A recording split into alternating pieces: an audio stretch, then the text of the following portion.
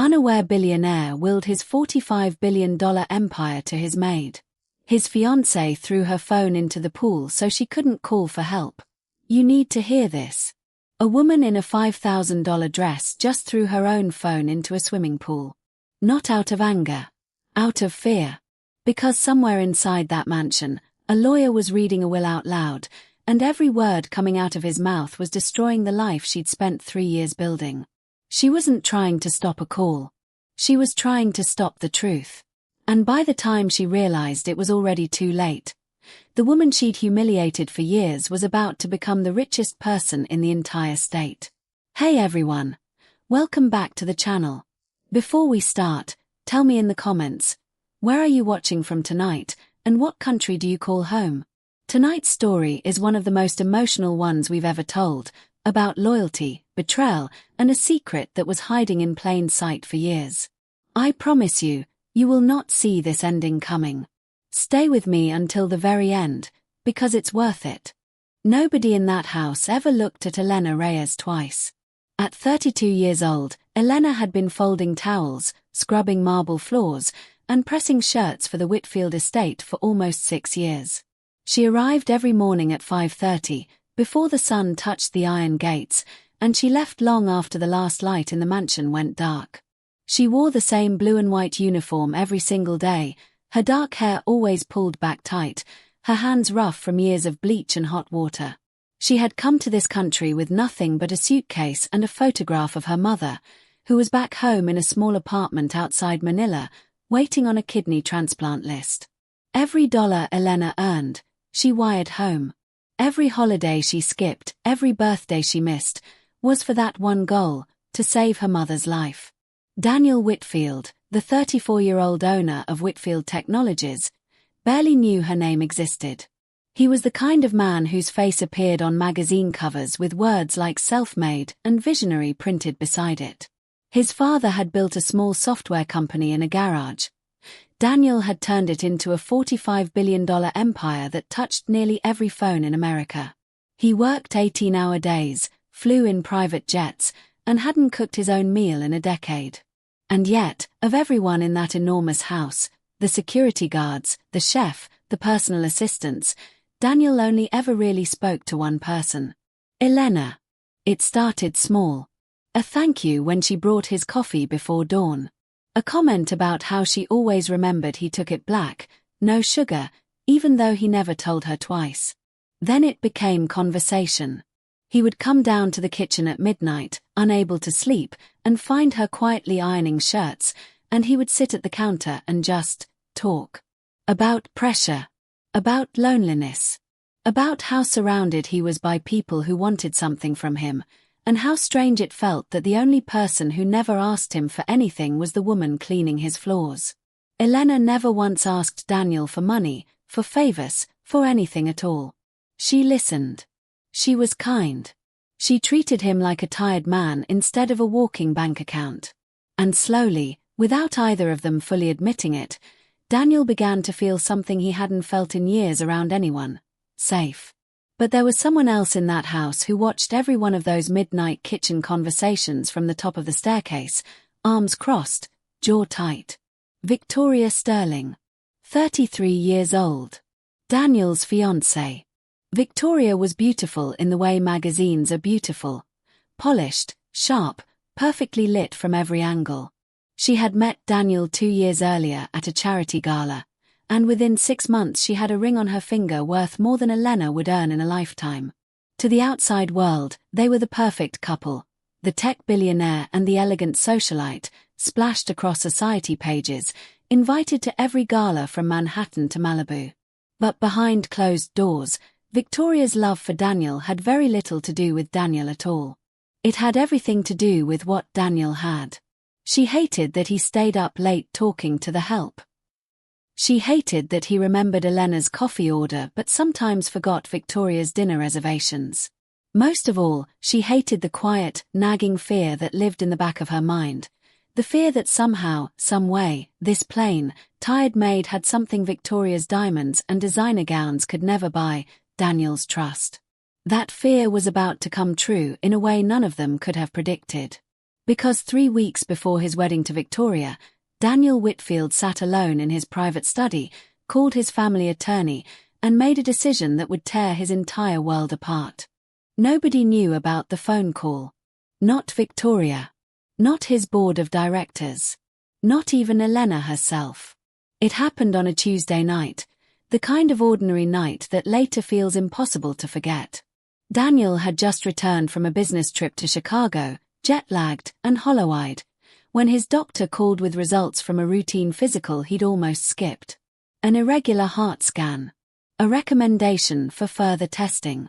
Words like concerning and further evaluation that hit Daniel harder than any hostile takeover ever had. He didn't tell anyone. Not his mother, not his best friend, and certainly not Victoria, who he already suspected would handle the news less like a partner and more like a woman calculating a timeline. That thought scared him more than the diagnosis itself. Instead, at 11 that night, he called Thomas Grant, the family lawyer who had drafted every legal document the Whitfield name had ever touched. "Tom," Daniel said quietly, staring out at the dark pool below his window, "I want to update my will." It wasn't unusual for a man of his wealth to keep his estate plans current. What was unusual was what came next. "I want to add someone," Daniel said. "Someone outside the family." Thomas paused. "Who?" Daniel looked down at the kitchen light still glowing faintly below. Elena, finishing the evening dishes, humming softly to herself, unaware she was even being watched. "Her name is Elena Reyes," Daniel said. "She works here." There was a long silence on the line. "Daniel, are you sure? Victoria will." "Victoria doesn't need to know yet," Daniel said. "Nobody does. Not until I decide it's time." What Daniel didn't say, what he could barely admit to himself, was the real reason behind the decision. It wasn't romantic. It wasn't guilt. It was something simpler and rarer than either of those things. He trusted her. In a world of assistants who leaked stories to tabloids, board members who circled his health like vultures, and a fiancé who lit up more around his properties than around him, Elena was the only person who had never once asked what she could get from him. He wanted to protect her. He wanted her mother's medical bills paid without Elena ever having to ask. He wanted, if anything ever happened to him, for someone real, someone kind, to be safe. He had no way of knowing that his heart condition, initially called concerning, was more serious than the doctors first let on.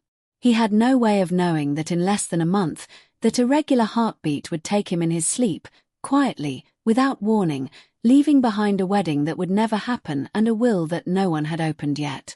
And he had no way of knowing that Victoria, pacing outside his study door that very night, phone in hand, ear pressed to the wood, had heard enough of that phone call to understand one dangerous, world-shattering thing. Something had changed. And it involved the maid. The night everything fell apart started like any other night at the Whitfield estate.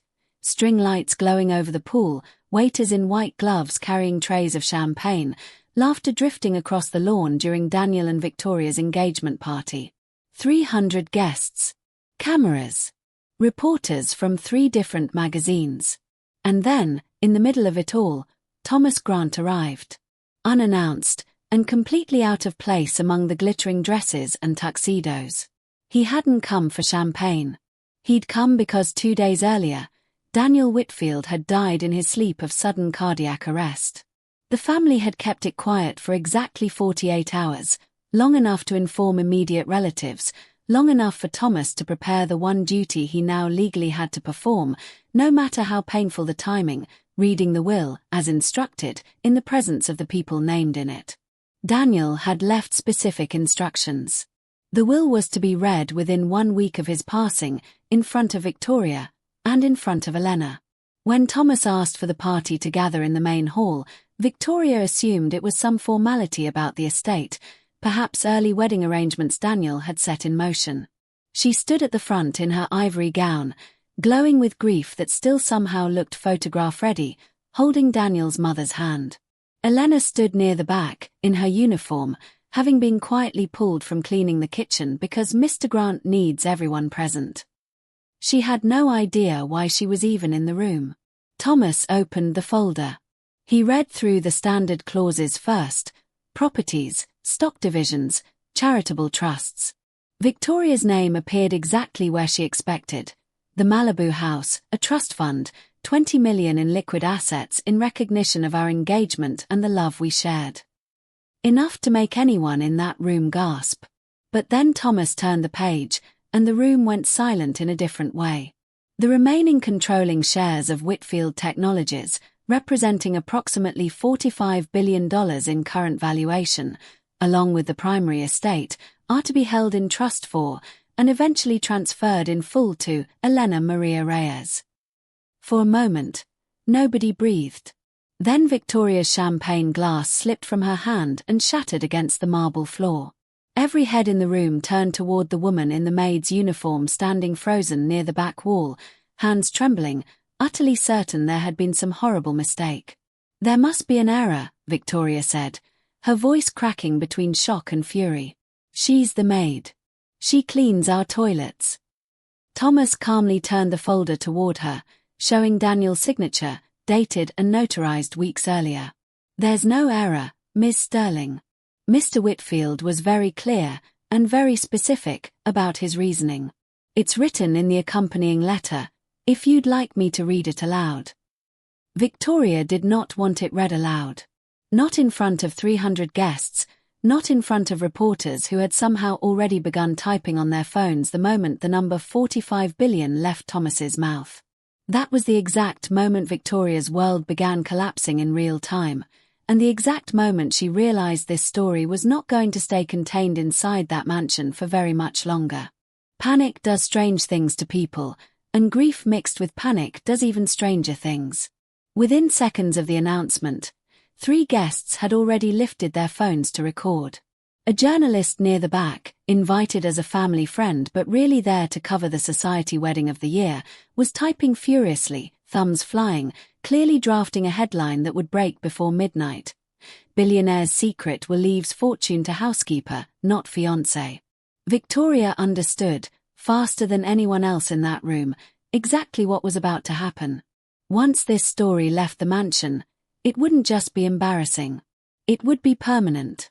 It would follow her to every gala, every interview, every future relationship for the rest of her life.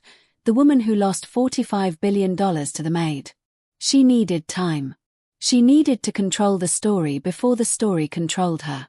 So she did something that, looking back, she would never be able to fully explain, not even to herself. She grabbed the phone out of the hand of the nearest recording guest, a stunned young woman in a silver gown, a friend from her sorority days, and in one sharp, desperate motion, hurled it as far as she could. It landed with a small splash in the pool outside the open terrace doors, sinking silently beneath the surface lights. "Nobody films this," Victoria said, her voice shaking, mascara already streaking. "Nobody. This is a family matter." But it was too late. 2 other phones were already recording, including one held by Daniel's own cousin, standing near the terrace, capturing the entire moment. Victoria's face contorted in fury, the sound of the splash, Elena standing frozen and shaking near the back wall, utterly overwhelmed. Within an hour, the video was online.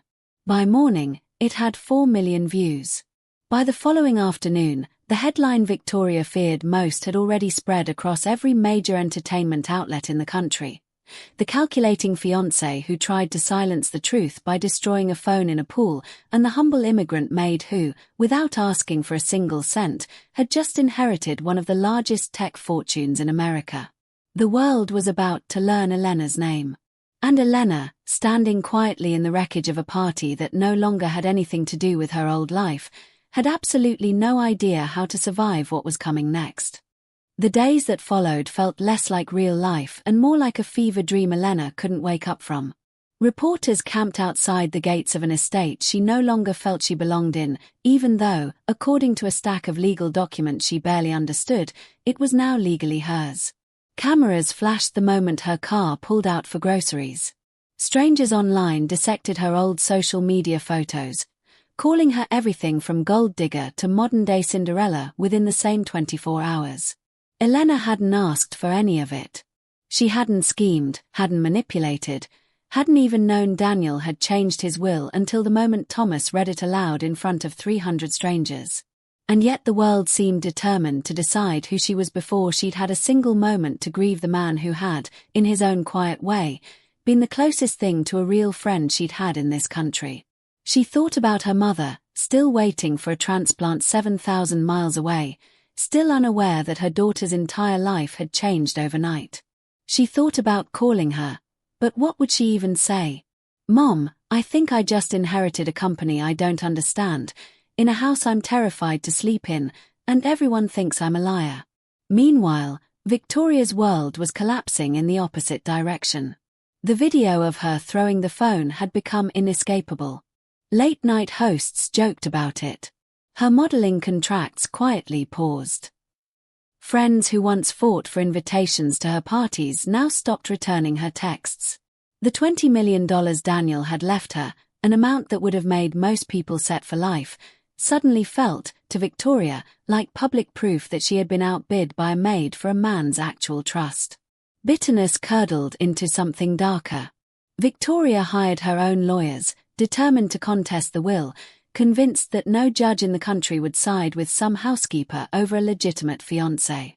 She leaked stories to friendly outlets, painting Elena as manipulative, as someone who had seduced a vulnerable, overworked man during his final weeks. It worked, for a while. Public opinion is a fickle, fast-moving thing, and for every article defending Elena, another appeared questioning her. Then, 3 weeks after the funeral, something happened that neither woman expected. Thomas Grant called Elena into his office and slid a second envelope across the table. One Daniel had left specifically for her, sealed, with instructions that it only be opened once the will's authenticity was formally challenged in court. Elena's hands shook as she opened it. Inside was a single handwritten letter, and reading Daniel's familiar handwriting for the first time since his death broke something open in her chest that she had been holding together by sheer force of will. What that letter said would change the entire direction of the case, and reveal a truth about Daniel Whitfield that even Victoria never knew. The letter was 3 pages long, written in Daniel's small, cramped handwriting, dated the same night he'd made that late-night phone call to Thomas. "Elena," it began, "if you're reading this, it means someone has questioned my decision, which means I need to explain myself clearly, so there's no confusion about what kind of man I was, and what kind of choice this really was." He wrote about his childhood, something Elena had never known, because Daniel rarely spoke about his past. His father, the self-made visionary magazines loved to celebrate, had actually built his empire on the unpaid, uncredited labor of immigrant workers in his very first factory, decades earlier. Workers like Elena's own grandfather, Daniel explained, whose name he had found buried in old payroll records while researching the company's history. Workers who were paid a fraction of promised wages, worked without safety protections, and were never once thanked or compensated when the company later became worth billions. "I spent years trying to reconcile the empire I inherited with the way it was actually built," Daniel wrote. "You never told me your grandfather's name until that night in the kitchen, 6 months ago, when you mentioned him almost in passing, worried about disrespecting me by even bringing up factory conditions from decades ago. You had no idea. But I checked the records that same week. Your grandfather's name is in our earliest employee files, Elena.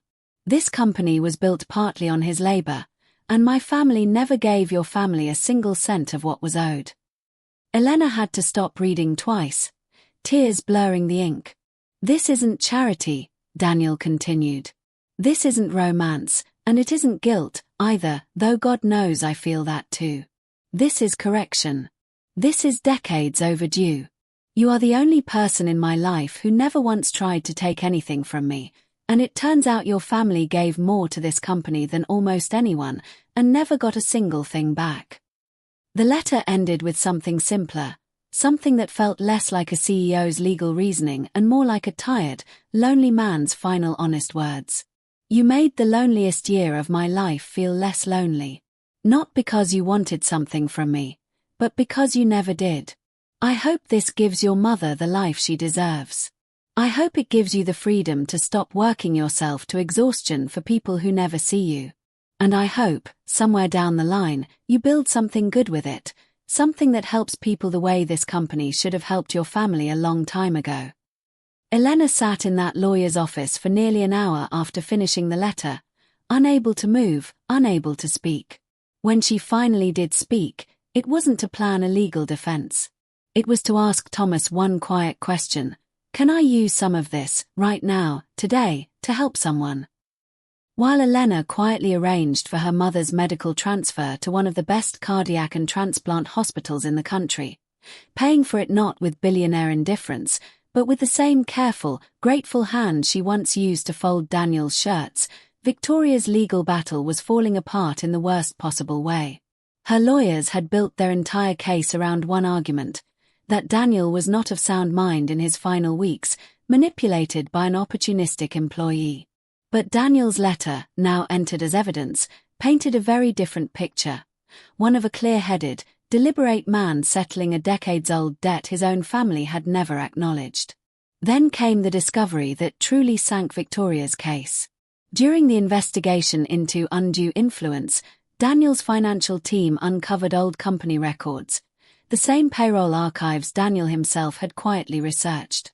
Reporters, smelling a bigger story than a jilted socialite, dug further and found the original factory ledgers. Elena's grandfather's name was there, exactly as Daniel had written, alongside dozens of other immigrant laborists paid far below promised wages, working conditions that would be illegal by modern standards. Overnight, the story shifted. It was no longer simply Maid inherits billionaire's fortune. It became a story about historical injustice finally being addressed, about a young immigrant woman whose grandfather had helped build an empire that never gave his family a single dollar back, receiving, generations later, not a favor, but something closer to justice. Public opinion, once split and cruel, began turning firmly in Elena's favor. Old critics deleted their harshest posts. New op-eds ran with headlines like "The inheritance that was actually owed." Victoria, watching her legal strategy crumble in real time, made one final desperate move. She went to the press herself, sitting for a tearful televised interview, insisting she had loved Daniel more than anyone, that this was never about money, and that Elena had somehow planned this from the beginning. But the interviewer, sharper than Victoria expected, asked one simple question live on air. "If this was never about money, Ms. Sterling, why did you throw a guest's phone into a pool the moment you heard someone else's name in that will?" Victoria had no good answer. The clip of her stunned silence went viral within hours, becoming, ironically, more damaging to her reputation than the original pool video itself. 2 weeks later, her legal team quietly withdrew the contest. The $45 billion inheritance was, legally and finally, Elena's. But the real ending of this story wasn't about a courtroom victory at all. It was about what Elena chose to do next. Elena did not move into the mansion's master suite. She couldn't. Every hallway reminded her of a man she was still quietly grieving, a man the world remembered as a billionaire but she remembered as someone who once sat at a kitchen counter at midnight, exhausted, just wanting to talk to someone who didn't want anything from him. Instead, she made 3 decisions in her first month as the controlling owner of Whitfield Technologies. Decisions that surprised the board, stunned the public, and finally silenced even her harshest critics. First, she quietly tracked down the descendants of every worker listed in those old factory ledgers, the ones like her own grandfather, who had never been compensated fairly. She set up a restitution fund, using a portion of her inheritance to locate and pay real, meaningful compensation to families who, in many cases, had no idea their relatives' names were even in those old company records. Second, she flew her mother to the United States for treatment, watching her go into surgery in a top hospital instead of waiting on a years-long list back home. When her mother woke up from the transplant, weak but alive, Elena sat by her bedside for 3 days straight, holding the same tired, working hands that had once packed her a single suitcase and sent her across an ocean with nothing but a photograph and a prayer. Third, and this was the decision that made international headlines, Elena announced she would step back from daily operations of Whitfield Technologies, appointing an experienced, qualified executive team to run the company, while she personally led a new foundation in Daniel's name. One focused on protecting the rights of domestic workers, immigrant laborers, and hospital staff, the exact kind of overlooked, underpaid people society tends to walk past without a second glance, the way the world had once walked past her. She wasn't trying to become a symbol. She wasn't trying to prove anything to Victoria, or the press, or the strangers online who had spent weeks debating her worth. She was simply trying to become the kind of person Daniel's letter had described. Someone building good out of something that had been broken for far too long.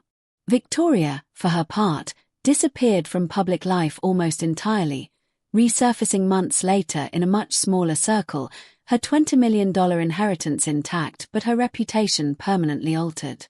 Some might call it karma. Others might simply call it consequence. But for Elena, none of this was ever about winning. It was about honoring a quiet promise from a man who saw her, really saw her, when almost no one else in that mansion ever had. A year after Daniel's death, Elena stood at the edge of that same pool, now quiet, the party lights long gone, replaced by soft evening lamps and the calm sound of water lapping gently against the tile. She had come back to this spot more than once over the past 12 months, not because it held painful memories, but because, strangely, it was where she felt closest to understanding everything that had happened. This was the exact spot where a phone had once splashed into the water, where a scandal was born, where two very different women's lives had violently collided. Her mother, recovering steadily, now lived nearby in a small, comfortable home Elena had bought her. Modest by billionaire standards, but the first home her mother had ever owned outright, filled with photographs, warm light, and the smell of home-cooked meals that no longer had to be rationed carefully to make ends meet.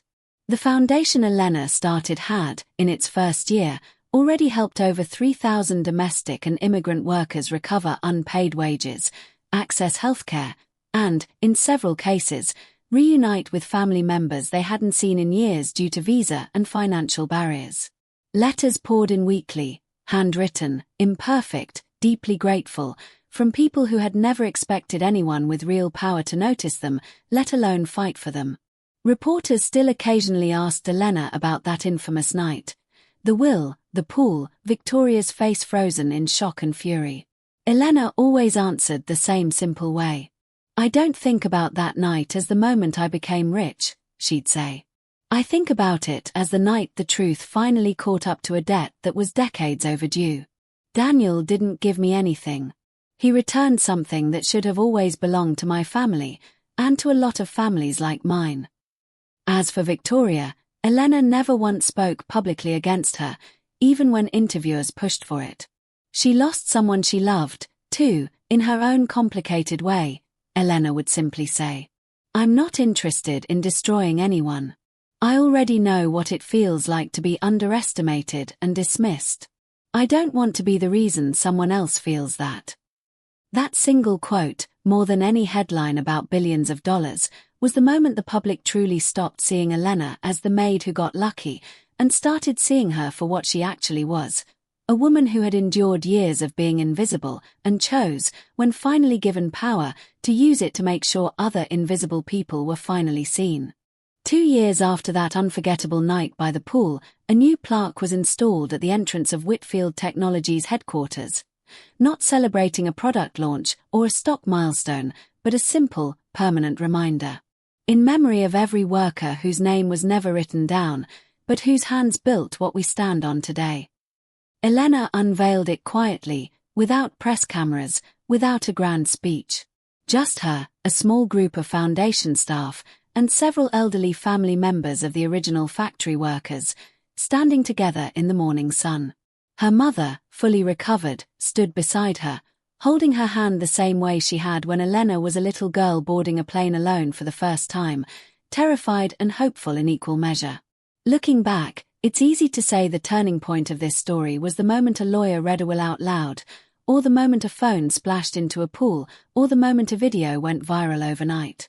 But the real turning point happened years earlier, In a quiet kitchen at midnight, when a tired, lonely billionaire chose to talk to someone instead of past her, and when a tired, overworked maid chose kindness instead of asking for anything in return.